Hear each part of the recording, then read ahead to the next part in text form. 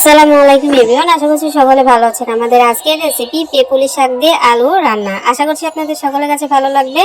আর এই পেপুলি শাকের তরকারিটা খেতে কিন্তু খুবই মজার হয়, স্বাস্থ্যের জন্য যেমন উপকারী তেমন খেতেও কিন্তু ওরকম সুন্দর লাগে। তো যাদের বাড়ি গ্রাম অঞ্চলে তারাই কিন্তু জানেন যে পেপুলি শাকটা খেতে কেমন হয় আর কতটা সুস্বাদু, একদম চুই ঝালের মতো হয় খেতে। আশা করছি আপনাদের সকলের কাছে ভালো লাগবে আর সম্পূর্ণ ভিডিওটি দেখবেন। আর পেপুলি শাক কিন্তু খুবই মজা লাগে খেতে। তো চলুন দেখে আসি পেপুলি শাক দিয়ে আলু দিয়ে আমি কিভাবে রান্না করব। তো পেপুলি শাক দিয়ে আলু রান্না করার জন্য প্রথমে আমি একটা কড়াইতে পরিমাণ মতো দিয়ে দিলাম তেল, তারপরে দিয়ে দিব মরিচ বাটা, তারপর রসুন বাটা আর হলো পেঁয়াজ বাটা। এগুলো দিয়ে আমি খুব সুন্দর করে নেড়ে নিব, অর্থাৎ মশলাটাকে ভেজে নিতে হবে। অনবরত নেড়ে চেড়ে ভেজে নিতে হবে যতক্ষণ না পর্যন্ত মশলার কাঁচা গন্ধটা চলে যাচ্ছে, ঠিক ততক্ষণ পর্যন্ত কিন্তু আপনাদের নাড়াচাড়া করে নিতে হবে। তো দেখতেই পাচ্ছেন যে আমি খুব সুন্দর করে নেড়ে চেড়ে নিয়েছি মশলাটা। আর যখন নিচে লেগে যাবে তখন একটু পানি দিয়ে দিতে হবে যাতে মশলাটা পুড়ে না যায় নিচ থেকে, তার জন্য পানি দেওয়ার পর দিয়ে দিচ্ছি পরিমাণ মতো লবণ, দিয়ে দিব হলুদের গুঁড়া। আপনারা চাইলে এখানে কাঁচা মরিচ দিয়েছেন, কাঁচা মরিচের অল্প করে দিয়ে তারপর শুকনো মরিচটাকেও কিন্তু ব্যবহার করতে পারবেন। আমি একদম গ্রামে যেরকম রান্না হয় একদম কম মশলা টশলা দিয়ে আমি সেভাবেই দেখিয়ে দিলাম। তো হলুদ লবণ দিয়ে এরপর আমি মশলাটাকে একটু নেড়ে চেড়ে নিলাম। নেড়ে চেড়ে নেওয়ার পর আমি এখানে লম্বা লম্বা করে আমি আলু কেটে রেখেছিলাম, সেই আলুগুলো এখানে দিয়ে দিলাম। তবে আপনারা যদি মাছ দিতে চান তাহলে অবশ্যই যে কোনো ধরনের মাছ দিতে পারেন, তবে অবশ্যই শাকের মধ্যে মরা মাছটা হলে বেশি ভালো লাগে। তো আমি এখানে মাছটা ব্যবহার করলাম না, বা আমার কাছে মাছ নাই। আপনাদের কাছে যদি মরা কোনো মাছ থাকে তাহলে অবশ্যই মশলার সঙ্গে মাছটাকে আগে কষিয়ে নেবেন, কষিয়ে তুলে রেখে তারপরে আলুটাকে মশলার সঙ্গে ভালো মতো কষিয়ে নেবেন। তো দেখতে পাচ্ছেন আমি আলুটাকে একটু 5 মিনিট মতো নেড়ে চেড়ে নিব মশলার সঙ্গে।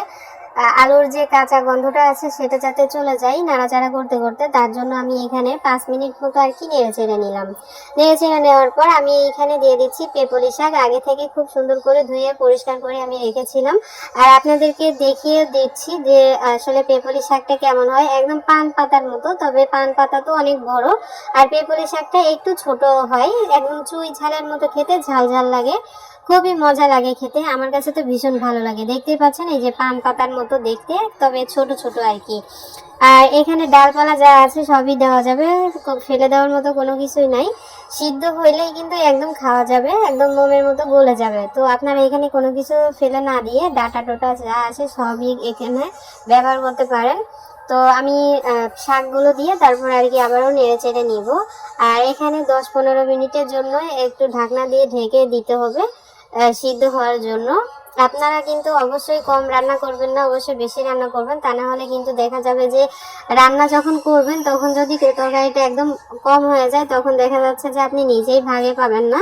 তো অবশ্যই একটু বেশি করে রান্না করবেন। আর পেপুলি শাক আপনি যেমন ভাবেই রান্না করেন না কেন তেমন ভাবেই কিন্তু খেতে অসম্ভব মজার হয়। তো অবশ্যই কিন্তু বাড়িতে ট্রাই করবেন। তো আমি শাকগুলো দিয়ে দিলাম, শাকগুলো দিয়ে নেড়ে চেড়ে আমি এখানে 15 মিনিটের জন্য ঢাকনা দিয়ে দিব, জাস্ট কষানোর জন্য। আর চুলার আঁচটা অবশ্যই লোতে থাকতে হবে, খুব বেশি হাইতে করার দরকার নেই।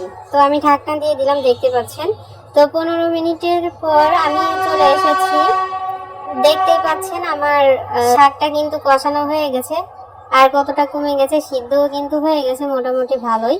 তবে আমি এখানে আরো একটু পানি দেব একদম সুন্দরভাবে সিদ্ধ হওয়ার জন্য। দেখতে পাচ্ছেন আলুটা সিদ্ধ হয়ে গেছে, এখন আমি আর একটু পানি দিয়ে আর কি জাল করে নিব। আর এখানে খুব বেশি পানি দেওয়ার দরকার নেই, পানি দিয়ে আমি একদম চুলার আঁচটা একদম হাই ফ্লেমে করে দিয়ে তারপরে রান্নাটা কমপ্লিট করে নিব। আর অবশ্যই শাকে কিন্তু ঝোল রাখা যাবে না, ঝোল রাখলে কিন্তু একটুও ভালো লাগবে না। অবশ্যই মাখা মাখা যদি রাখতে পারেন তাহলে রাখবেন, আর তা না হলে একদম পোড়া পোড়া করে নিতে হবে। পানিটা দেওয়ার পর আমি আবারও ঢাকনা দিয়ে ঢেকে দিলাম, ঢাকনা দেওয়ার পর আবারও 15 মিনিট আমি রান্না করে নিলাম। দেখতে পাচ্ছেন আমাদের শাক রান্নাটা কিন্তু অলরেডি হয়ে গেছে, এরকম হয়েছে। আর লবণটা অবশ্যই চেক করবেন, লবণটা অবশ্যই চেক করে নেবেন। লবণ যদি কম হয়ে থাকে তাহলে অবশ্যই আবারও দিয়ে নেবেন। শাকটা একদম সিদ্ধ হয়ে একদম দেখতেই পাচ্ছেন মাশাআল্লাহ অনেক সুন্দর লাগছে। এখন আমি আপনাদেরকে পরিবেশন করে দেখিয়ে দিচ্ছি। আগেই তো বলেছি, ভিডিওর শুরুতেই বলে দিয়েছি যে এই শাকটা খেতে কিন্তু খুবই দুর্দান্ত হয় আর স্বাস্থ্যের জন্য কিন্তু খুবই উপকারী। কি কি উপকারিতা আছে অবশ্যই ইউটিউবে সার্চ করে দেখবেন, আর তা না হলে গুগলে সার্চ করে দেখবেন যে পেপলি শাকের উপকারিতা আসলে কি কি কি হয়, অবশ্যই দেখে নেবেন। তো এই ছিল হলো আমাদের ফাইনাল রেসিপি। আপনাদের সকলের কাছে কেমন লাগলো আমার আজকের পেপুলি শাক দিয়ে আলু রান্না, অবশ্যই কমেন্টস করে যাবেন। সবাই অনেক ভালো থাকবেন, সুস্থ থাকবেন। আমার পরবর্তী ভিডিও দেখার আমন্ত্রণ জানিয়ে আজ এখানে বিদায় নিচ্ছি। আল্লাহ হাফেজ।